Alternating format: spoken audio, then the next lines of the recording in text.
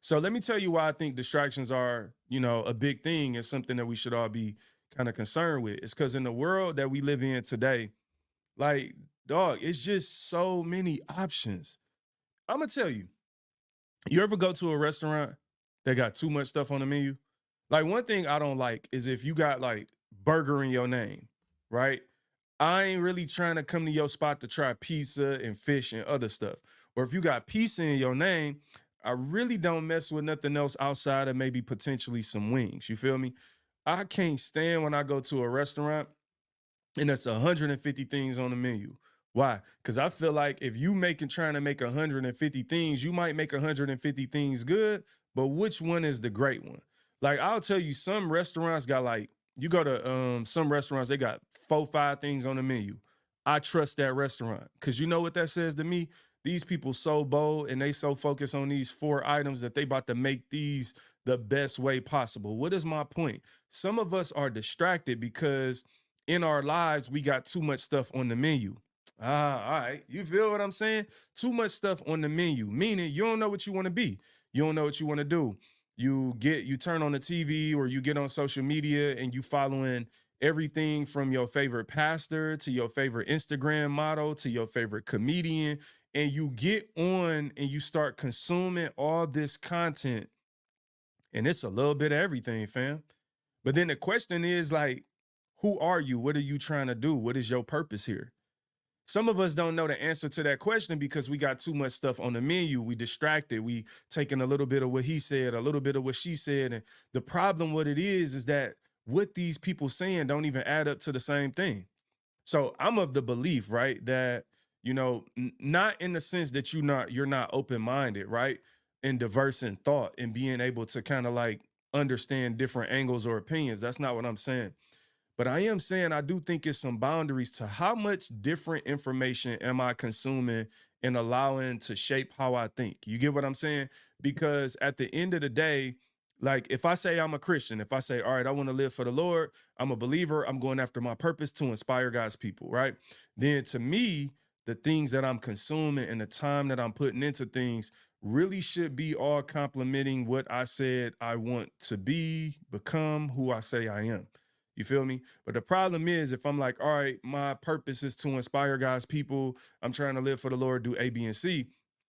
And then I get on Instagram and I spend 3.5 hours, watching, I'm not even gonna get no example. Just say watching something. Let's just say I'm watching something wild. Let's put it that way, right? If I'm 3.5 hours watching some crazy stuff, then the thing is, I ain't even trying to say whether that's a sin or not. It's just not productive to my purpose. I'm distracted. Remember, we talking about a person or some people that feel like we can't get ahead in life and that we can't move forward. And I'm just trying to tell you one of the first things you need to do is simplify and focus on the right things. Make sure that the time that we spending is time being spent on things that do what we said we want them to do for us. You get what I'm saying? The wonderful thing about it to me is like once you understand your purpose, once you align on your goals and who you trying to become, like you got to write this stuff down. It got to be a target. You feel what I'm saying? It can't be something that you just kind of wake up and just like, all right, I said I wanted to let's be specific. All right. Let's say you said let's make it about money. This the year of death to poverty for me. So I like talking about money. I know some people don't like talking about money. I do. Healthy conversations about money are great. So let's say you got a goal to save $10,000, right? You got a goal to save $10,000. Well, that's a target. That's something specific. The reason you need to be specific, because some of us, what we doing is we saying, I want to save money. And it's like, what that mean? Like, what do it mean to want to save money? How much? Like we all have different amounts of what's a lot, what's a little, what matters, like your situation, what are your goals?